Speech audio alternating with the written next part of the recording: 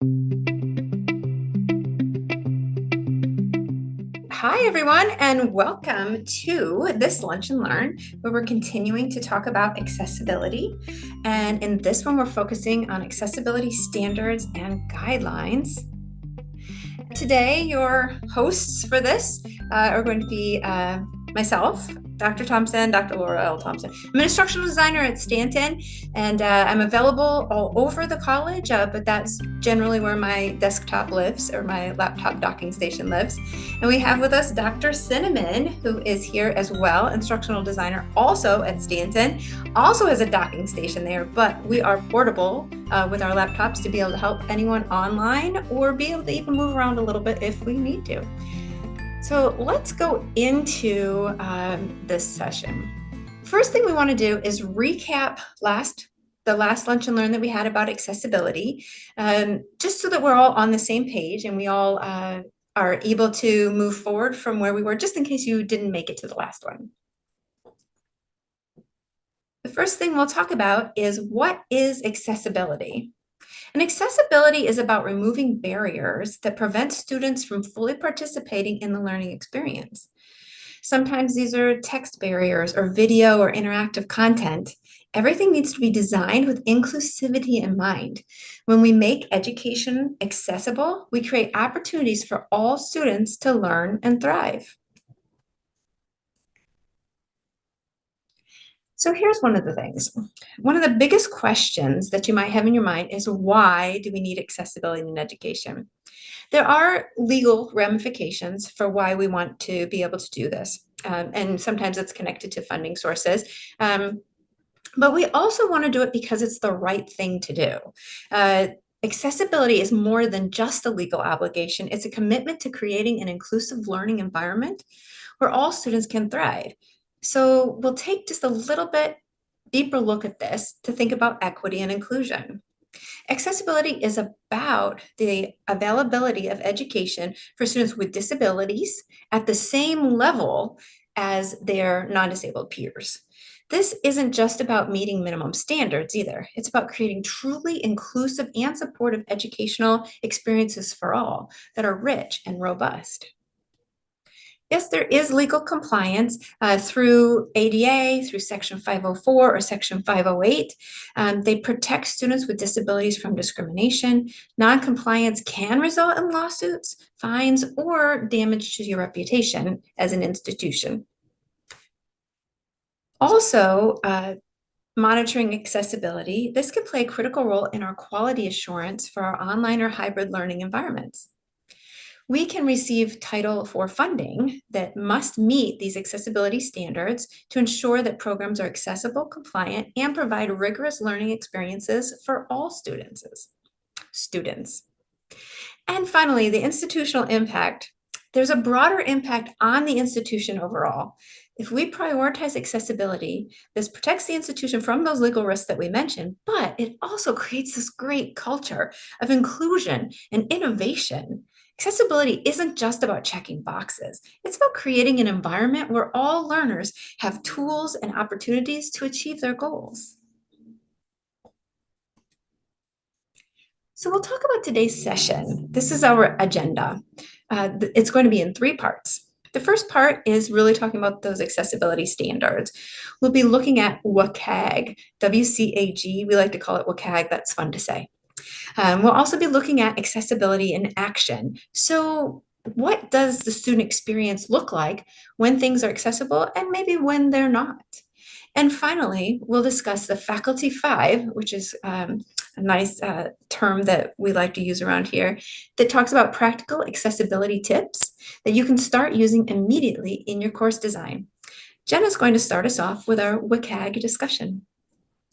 Thank you, Laura. This is probably one of my favorite presentations we've gotten to do. Our department, we have such an amazing team that's always committed to learning more about accessibility. Something that I've learned is that it's really hard to know it all about accessibility. And it's more about that collective commitment to always to keep trying and to keep improving. So one of the frameworks that helps guide all of this is the Web Content Accessibility Guidelines, or WCAG. These guidelines provide a very detailed checklist for helping to make content more accessible to everyone.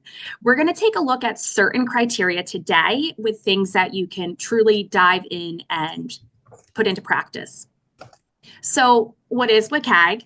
WCAG are the standards. They're guidelines that help us make digital content accessible for a wider audience. And the goal is to focus on four buckets: perceive, navigate, operate, and robust. And when we take a look at these four different buckets in a deeper level, you'll be able to see how important it is for all of our students. WCAG compliance is essential, and it's something that we do strive for here at our institution and throughout all of our courses. There was a recent ruling called Title II that requires state and local governments to follow the WCAG guidelines when it comes to their web content and mobile apps. That does apply to us as a public community college. The specific criteria is WCAG 2.1 level AA. There are more and newer versions of WCAG. We would always like to strive for the most recent, most current, most relevant standards, but the minimum that we're shooting for is the version 2.1. This is a legal requirement, and as an institution, we're embracing it tenfold. So taking a look at the core principles: perceivable, operable, understandable, and robust. These are the four principles that are the foundation of WCAG. And we'll take a look at their website in a little bit, and it's kind of how they bucket all of their different criteria. It helps give us the roadmap for designing content that works for everyone. So perceivable means that content must be presented in a way that users can perceive. This includes things like providing text alternatives for non-text content, such as images and videos, and ensuring that multimedia is accessible with captions. It also can mean creating content that can be presented in various ways, including with the use of assistive technologies, so it makes it easier for users to see and hear the content. For operable, this means that it must be something that can navigate and interact with the content with ease. So some key aspects include ensuring all the functionality is available via keyboard, giving users enough time to read and use the content, and avoiding content that could cause seizures or physical reactions. Additionally, we want to make sure that the navigation is easy and supports various input methods beyond just a keyboard. To give a great example this morning, I was able to work with Amanda, one of our ed techs here at Stanton campus, and she worked with me to test a site to check out its keyboard navigation. So we'll take a look a little bit at some of this throughout today's session and the next two in the series. And the third one of poor is understandable. We want to make sure that text is clear and readable for users. So it's making sure that content appears and operates in a predictable way and helps users avoid and correct mistakes. So for example, if we're using a form, we want to make sure it's clearly labeled and the instructions are easy for everyone to follow. And last but not least is robust. This means that our content must be compatible with a variety of user tools, ones we have now, and also staying in front of technology and thinking of the future. So we want it to work with assistive technologies like screen readers and across different devices. So I'm going to hand it back over to Laura to take a look a little bit about accessibility in action. And I want to ask everyone just a real quick question also. We just heard a lot of information about WCAG and about the core principles. What is something that you will remember so far about accessibility standards? What's your takeaway so far? I stuck those two questions in the chat so that you can respond there. What's something that resonated with you?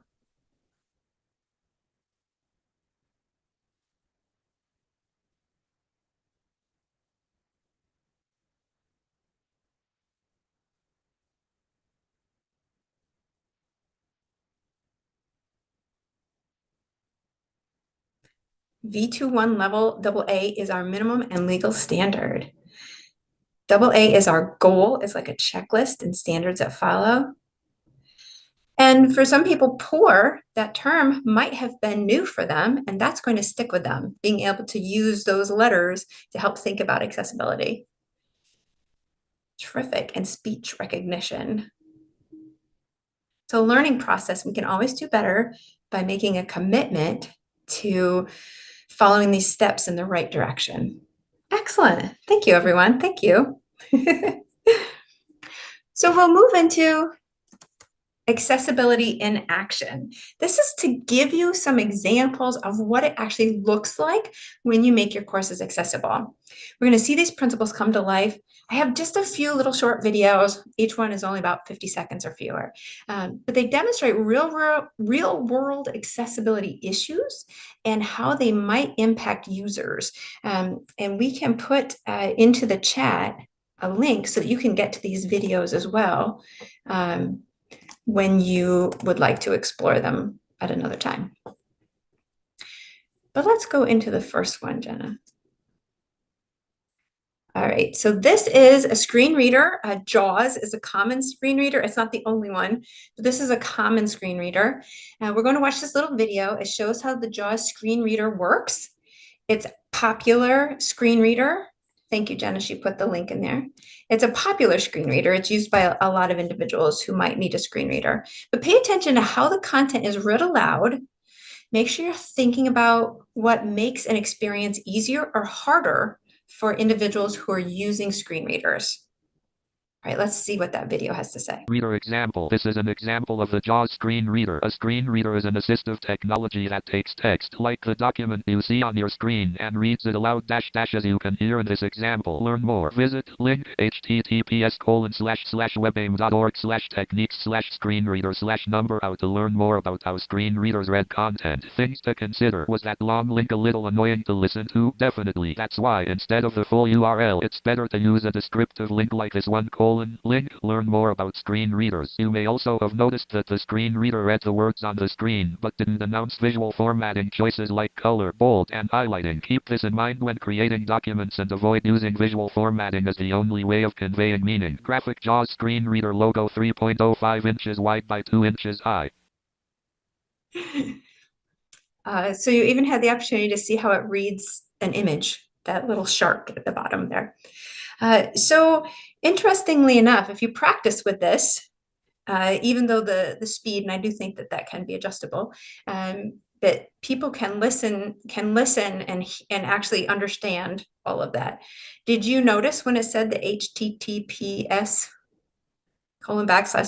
and how it was reading out each individual character in that writing? That's why those descriptive links are good. We've had a big discussion here in CCIT though, because that descriptive link, we weren't really sure if it would lead to a document or if it would lead to a website. Sometimes I have seen some recommendations that you could write in there, opens new website, or PDF in parentheses at the end of that link to help people know what behavior is expected when they access that link. All right, this one is about low color contrast. So this is more for visual issues. This can be a common accessibility issue, not just for people who may have visual impairments, but also for people who are a little older like me, and I just had to get new glasses. So, I mean, it can affect a variety of people. And we want to look at how this, making sure that our text and our images have a higher contrast, can help individuals. This is a PDF version of a poster for an event that was happening on campus, and I wanted to look at the poster to see like what events are going on. And I opened it up and realized, oh, this background, with the way the font color is and the background color, it was really hard to read because there's not a lot of contrast. And so I thought, oh, I'll just copy and paste the text and post it into a Word document, and then I can just, read the text that way. But when I try to make it accessible, the program's not able to do it because there's something in whoever created this document that's not allowing it to be made accessible. So I'm not even able to convert it myself. Not only could I not see the information because of the contrast issue of the font color and the background color, but I couldn't access the information in another way to put it into a format that I could see. And it made it really frustrating that I'm like, wow, I don't know what's going on with this event then. So interestingly, he even had a workaround. Okay, fine. They didn't make it accessible to begin with, but I know how I can make it available to me. And it wasn't available. I am suspecting that the way that that PDF was created, there's two different ways you can create PDFs. One is by scanning I mean, there's more than one way, but these are a couple ways. You can scan by image, and then it just puts a picture there, which is not accessible. You can't highlight the text. You can't take the text out of it. You can also scan as text so that then you can have access to those words. And also, if you want more support on how to make your PDFs accessible, reach out to CCIT. We'd love to be able to show you our resources or work with you if you need us to. But that is something that's interesting about low color contrast. And then this one is about video captions. So we've talked about this before. I'm excited that there's a video available that helps reinforce how we've had those conversations about how helpful video captions can be, not just for the individual who has low hearing capability, but also for individuals in a variety of situations. We'll watch the video and it'll give us some clues. Web Accessibility Perspectives. Video captions. Video isn't just about pictures, it's also about sound. Without the audio, you'd have to guess what this film is about. Frustrating, isn't it? Not knowing what's going on. That's the situation for everyone who can't hear. Captions make videos accessible, which is also handy for people who want to watch video in loud environments, or where you need to be very, very quiet. Web accessibility, essential for some, useful for all. Visit w3.org/WAI/perspectives for more information on video captions. I really liked how it said essential for some, but it's valuable, it's useful by many individuals. I will tell you, I turn on my closed captions when I'm watching British mystery shows because sometimes they say words that I just don't catch. And if I can see them, then I can look them up if I need to find out the meaning of them. I can better understand them if I can read what they're saying, because sometimes it's just the slang that I have no concept for. So let's process what we just looked at. Think about, what did you notice? Go ahead and type in the chat if there were things from those 3 videos that were aha moments for you. Oh, I didn't know that it was like that. Or I didn't know that reason behind that type of accessibility. Go ahead and please type that into the chat.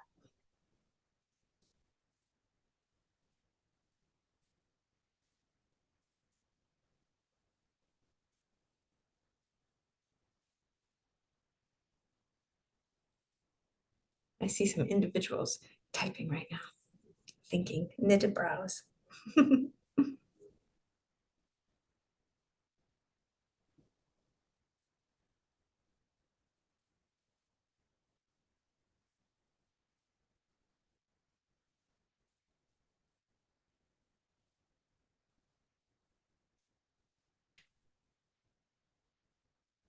And as people are typing, one thing to remember also, we did focus on 3 areas here, but you might have remembered from that initial screen for this purple section that there are a variety of areas in which material is made accessible.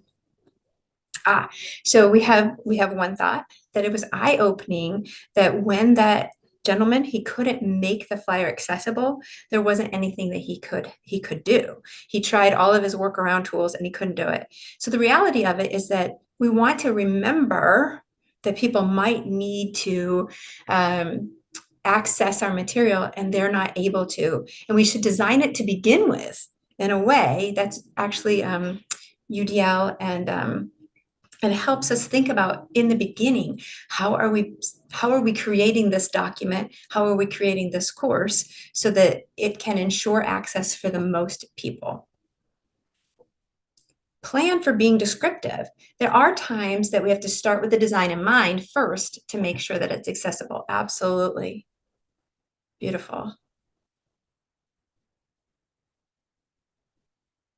Excellent. And it's also eye-opening to see the way that a screen reader actually reads certain symbols. For instance, she noticed the hashtag as number. I also noticed that it read dash dash. So when two hyphens were put in there next to each other, it went dash dash, which for me, it threw me for a minute listening, but maybe if I had lots of practice with the screen reader, I just would have realized, oh, okay, that's just what was in there.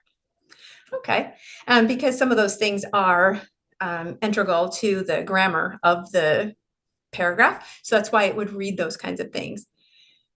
And Alice said it was interesting to hear it actually spell out that whole URL to recognize what that might sound like.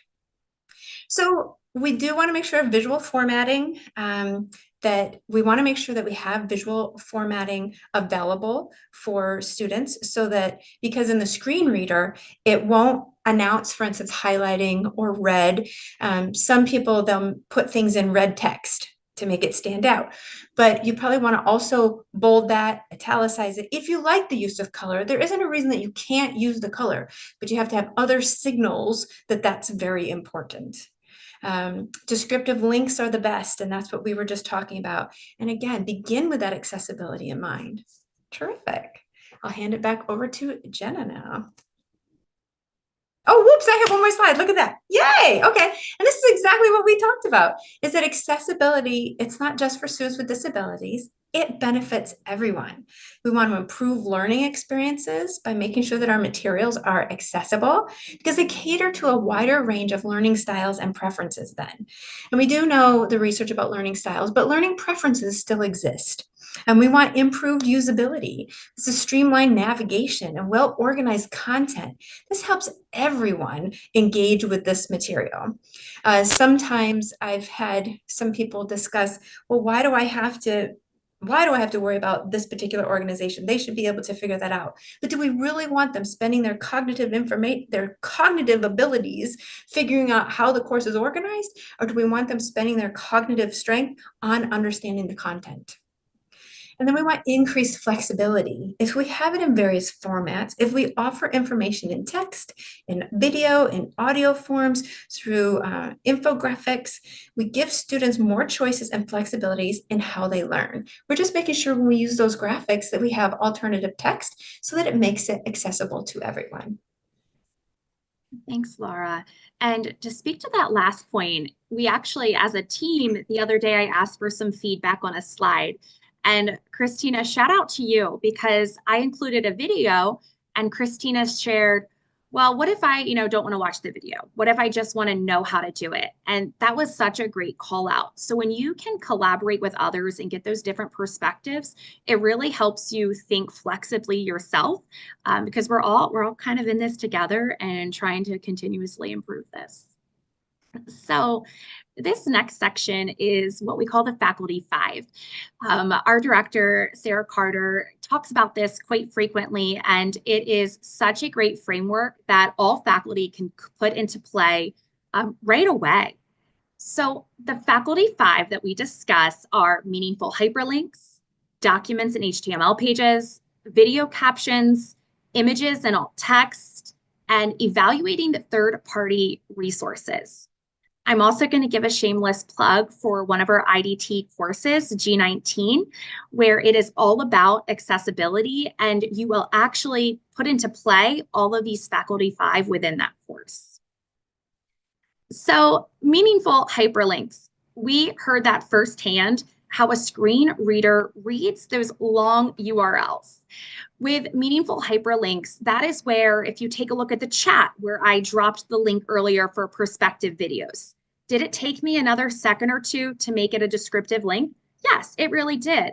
But it wasn't that long. It wasn't that hard. And it is so much easier for everyone to know what that link is going to provide. One of the shortcuts that we actually learned from one of our own, well, I learned it from Allie here in CCIT, is Control K. So just like we do Control C or Control V for copy and paste, Control K is a really quick way to be able to pull up the link option and make it descriptive. It also is more so than just the long, ugly URL. It's also about what the link says. So for example, if we say click here, That's not a descriptive link. Instead, we want to say things such as, in the next section, how do I create SMART goals? And the hyperlink is the name of the next section that you'll go to. So one of my pro tips, and thank you, Laura, for putting that in the chat, that I actually learned from Allie, one of our instructional designers, is Control K. It makes it a really quick and easy way for us to make descriptive links. The next one is about documents and HTML pages. You know, it's a big bucket. It does cover a lot of different things, but today we're going to focus on a couple resources that you have readily available to you to get started on making your content, your course materials more accessible. So one of them is using headings. I've been guilty of this in my past. You know, maybe it's the title and I just make it bigger and bold it. But if I don't actually tag it as a heading 1 or a title, it's not conveyed to a screen reader or other users that it's the title of the page. Another thing is lists, using a bulleted list or a numbered list, not just doing one period and typing something out, but actually selecting the numbered list or bulleted list option from the editor toolbar in either Google or Microsoft Word. A couple other ones are related to color contrast, and we're going to show you a couple of these examples in just a second. But some of our pro tips for helping you navigate this Faculty 5 for documents and HTML pages is Grackle Docs and Slides. So if you are a Google user like myself, there is a free browser extension that you can add on, or it's a Google extension as well. It's called Grackle. Grackle has a Docs and a Slides version where you can scan it through, and you can see here that the document you see on the right, we're actually doing this for a business course we're working on, and 22 of the 22 checkpoints passed. If you are a Microsoft user, Microsoft does have the Accessibility Assistant built in. This is for a different business class. There are directions for an email etiquette assignment. And once again, ran it through the Accessibility Assistant and it found no issues. If there are issues that show up, it does give us some guidance on how to fix those, and I'll demonstrate that in just a couple minutes. Now, one of our favorite ones to point out is D12 Brightspace Accessibility Checker. It is a little eye icon currently that has a check mark over it, but we did learn from Jen, our LMS admin, but that symbol is going to be changing in the near future to be the universal sign of accessibility, which is the person inside of the circle emblem. So right now it is the eye with a check mark for the accessibility checker. But if you see another symbol pop up on there, I'm sure we'll highlight it in our newsletter. But that is something to be mindful of to run on every announcement, every page, every assignment, every discussion board. Anything that we put in D2L, we can run the accessibility checker when it's one of those HTML editor pages. As for videos, videos should have closed captioning, and it's beyond just the auto-generated closed captioning. I remember when I took G19 myself that one of the activities is to record a video, upload it to YouTube, and to also review the closed captioning to make sure it's accurate. Over the next 2 sessions in this Lunch and Learn series, we're going to talk about accessible course design, part 1 and part 2, and we'll take a deeper dive into that as well for some strategies to do so, such as using Microsoft Stream that we all have access to, which can get us some pretty accurate transcripts and closed captioning, as well as Vimeo, something that you're able to submit a ticket for and it can be uploaded there. As for images and alt text, I know it's hard to see on that slide, but you can see when the mouse hovers over that image, a description of the image pops up. It says, you know, what is displayed in this image. Those are what we refer to as alt text. When you insert an image, you can mark it as decorative, or you can provide alt text for it. I'm going to show you one of my favorite resources, which is Claude, an AI resource on the internet that I highly recommend that can help you with generating alt text if you aren't really sure where to start. And last but not least is third-party resources. We use a lot of different resources in our courses, whether it's articles from other websites, ThingLink, Edpuzzle, the list goes on. We are pretty robust in our course offerings and course materials. When you're selecting third-party resources for your course, we still want to make sure that they meet accessibility standards. So one way to evaluate a resource is to locate its VPAT, which is the Voluntary Product Accessibility Template. It's a document that self-discloses how the product aligns with WCAG accessibility standards.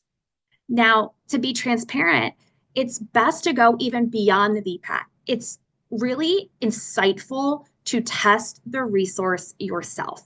For example, can it be navigated by only using a keyboard? Does it work with screen readers? Are the captions and transcripts available? There's certain things that you want to make sure that you just double check on your own, even if it's disclosed in the VPAT. It helps give you that perspective of your students. There are a lot of different resources I'm going to demonstrate in just a second, including WAVE. That is a web accessibility evaluation tool. And I'm going to share a different screen to kind of dive into a few of these different resources with you guys. And feel free to unmute if you have any questions as I'm kind of going through them. So this is one of my first resources that I absolutely love, where I can input a web page address and it's going to kind of check the website for me. So this is actually a resource I was checking out this morning for a business law and ethics course. There was great content on this resource that my subject matter expert gave me. So the first thing I did is I came to WAVE and I tested it out. It will kind of scan through the website to give some feedback. Now, I did this part, but then I touched base with Amanda, our ed tech, and I said, can you put a second set of eyes on this for me? So it did highlight a few errors on here, and we can take a look at the details, and you can kind of see that, for example, this is marked heading 1, which is great. Then we have heading 2, heading 3. So the heading structure is awesome. But when Amanda tested it with keyboard navigation and we tabbed through, it wouldn't tab through each of the content on the right. It would only tab through this navigation on the left. And so we had to decide an accessible alternative so that we could still use this resource. So it's kind of that checks and balances of how we're going to test things out. Another resource is the contrast checker. So this is when you think of designing a graphic, possibly where you're talking about the background and the foreground. It even has the different levels of WCAG that we're trying to aim for. Remember, we're trying to aim for level AA. So if I say the background is this light red, and I say I'm going to make a blue font, you can see that that fails right away across the board. I can drag this until I get to some passing colors. So the contrast ratio we're normally looking for is 4.5 to 1. That is the goal there. If you are a Canva user, I know a lot of us love to use Canva, especially here in CCIT. Canva does have a contrast checker built in as well. So when you're designing things, you can check it right in that platform too. These are the videos, and we dropped you that link earlier. I highly recommend spending a few minutes in your, even in your departments, in your conversations with your colleagues, reviewing these. It is so eye-opening to get perspectives of others and realize the why behind we're making our content and courses accessible. I want to show a brief example of a Google Doc. So full disclosure, this is something Jenna was completely guilty of in the past. I thought this was a title. I have a list and I've dropped in an image. I just copied and pasted it and I moved on. I have the Grackle Docs extension and I'm going to launch it. It goes through different checks to give me some feedback on my document. And when I say feedback, it even lets me know, what went wrong. So for example, my document doesn't have a title, and it gives me the option. Do I want to use the Google Doc name as the title? And I can check the box to take care of that. That's now perfect.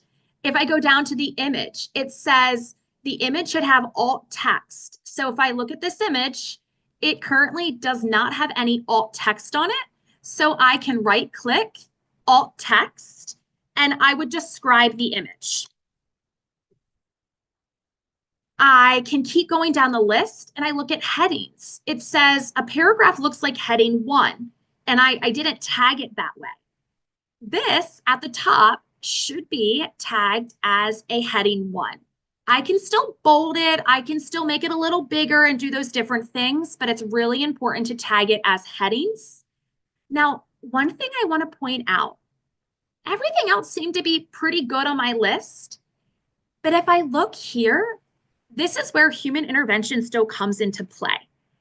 This is not formatted as an actual list feature at the top. So though it may look like a list if we are viewing it, but if a screen reader is using it, it will not identify it as a list. So instead, I'm going to use the actual list feature and get rid of my own personal 1, 2, and 3. So now it is actually formatted as a list, and a screen reader will read it that way. It is very eye-opening to use a screen reader on your own to kind of test how it navigates through everything. And last but not least, I'll be honest with you, alt text sometimes is a challenge for me. I have to kind of pause and think, how do I take this image and put it into words that conveys the same message that the image would to others? So I worked with the math department last year, and we were designing a course that had lots of graphs, lots of images. And so here's an example of a parabola that I wanted to use in a course. One of my favorite tools is Claude. Claude is free. I did have to create an account, and I put the image here. It's really easy to upload it. It's not a problem at all. And I'm going to say, can you help me create alt text for the graph? And Claude is going to analyze it and gives me pretty good alt text to start with. It identified that it's a parabola. It identified the way that it's opening, which is really important based on the question that the students are being asked. It tells them where the vertex is, but it says it's approximately at -4, -9. Well, in my former math life, so the vertex down here is actually at -2, -9. So I still have to review it to see if the text is correct, but it gave me a phenomenal starting point for creating alt text. So even complex images, we have so many tools now that are available to us. So this is Claude. You do have to create a free account, but I absolutely love it for getting me a really good starting point for my alt text. So those are some of my favorite tools that I wanted to share out with you guys today. And you're going to see over the next couple sessions that we're going to use these tools in action through accessible course design. So to recap our faculty 5 that we just kind of went through, we had meaningful hyperlinks, documents and HTML pages, captions, images and alt text, and also evaluating third-party resources. In the chat, could you share out which component do you feel most confident in that you could do after today's session? You can either type it out A, B, C, D, or E, or you can type out which one of the faculty 5. Frank said A, absolutely, especially with the Control K, we can quickly make meaningful hyperlinks. April said A and D. Yeah, April is phenomenal at alt text. I have been so fortunate to see a lot of your courses, April, and you do such a great job with that. Kimberly said the same thing with A and D. Alice said video captions and images with alt text. And Christina said A and B. That's awesome. I really appreciate that you guys do feel empowered to dive in with some of the faculty 5. Now, on the flip side, are there any of these that you don't feel as confident in that we should really dive deeper in the next few sessions?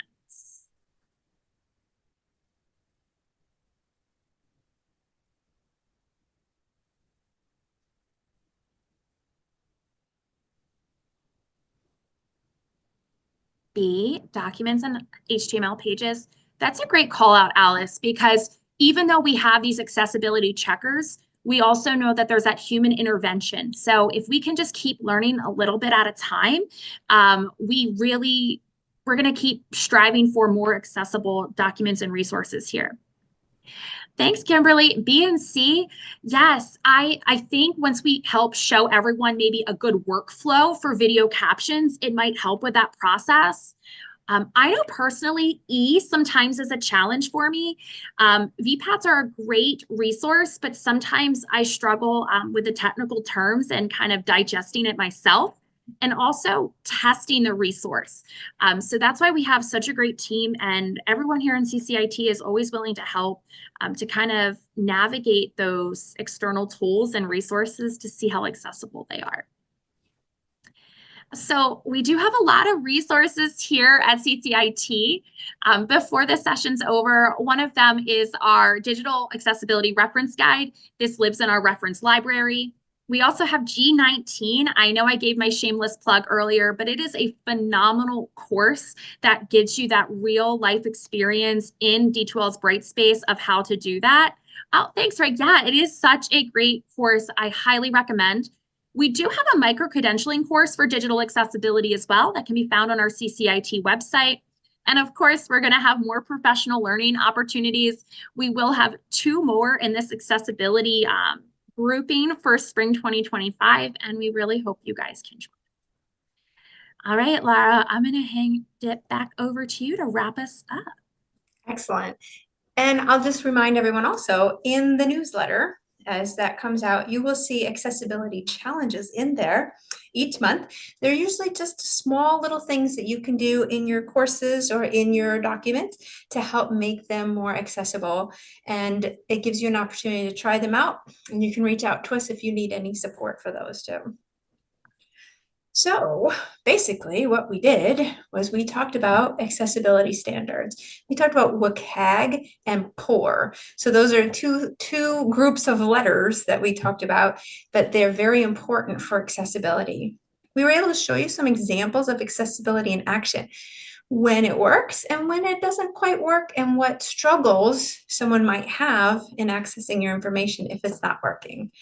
And the faculty 5, being able to look at 5 different things that are really useful to make sure that your courses are accessible and your materials are accessible. And the expectation isn't that you have to do all 5 at once. Choose a place to start. That's one of the reasons for the accessibility challenge. Choose just a little place to start, because every step forward makes a difference. So as a final thing, we talked earlier about takeaway after WCAG. What is your biggest takeaway from today's session? What's the thing that's really going to resonate with you today after we looked at all of those things, the standards and guidelines, accessibility in action, and the faculty 5, for instance? Any parts or pieces of those are fine as a takeaway also.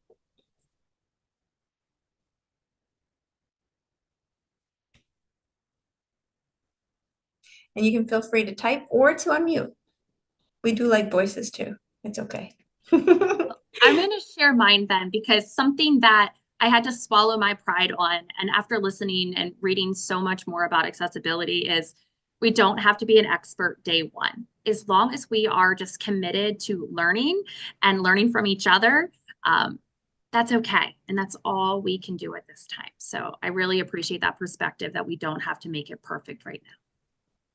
I love it too. And Kimberly is making sure that images and alt text are used throughout the course to make sure that they appear whenever she has an image, especially for instructional purposes, that it is available. And I had put into the chat, one of the other values of alternative text is that if that image fails to load, it helps everybody know what that image was supposed to be about, that because the alt text will still appear. And it might take an extra minute to do these things, but you can save your students a lot of confusion and frustration. It's that front loading for that great investment payoff in the end. And checking existing course content for accessibility, Frank, that's right. Sometimes it's hard when we have courses that we've used for a while. We're refreshing them, but we want to make sure that any of that information that's being carried over is meeting our standards for accessibility. And recognizing there's lots of tools that help make things accessible, and Grackle is something that's really useful for Google. Fabulous. All right, your session resources. We will make sure that we put the resources into the chat for you, including the digital accessibility reference guide that Jenna had referred to. And shout out to you, Laura. Thank you for dropping the other links in there earlier today. I really appreciate it. And we have some upcoming sessions as well. In February, we have your accessible course design. That'll be part 1 of 2. The second one is at the beginning of March. And in between there, we're going to have a tech spotlight where we'll look at Google Docs just a little bit more. I think we often feel like, oh, I know what to do with Google Doc, but I don't know. April has so many mysteries up her sleeve that she's going to share with you on the 18th. It will be very exciting to be there. So that's just the plug for that. And then finally, we do want to thank you for being here. We do enjoy your feedback. We invite you to take that CCIT workshop survey at the end. We do read them and we do respond to them. And as we're looking at topics to explore or workshops to offer, we really do refer to that information that you give us to try to make it happen. So we appreciate any and all feedback that you have. And it's nice if you tell us some things we do well too. That's good. But anything that you need or you want is perfect, and we want to know about it. Thank you so much for being here today. Thank you, everyone. And thank you for participating and learning alongside of us. Have a great week.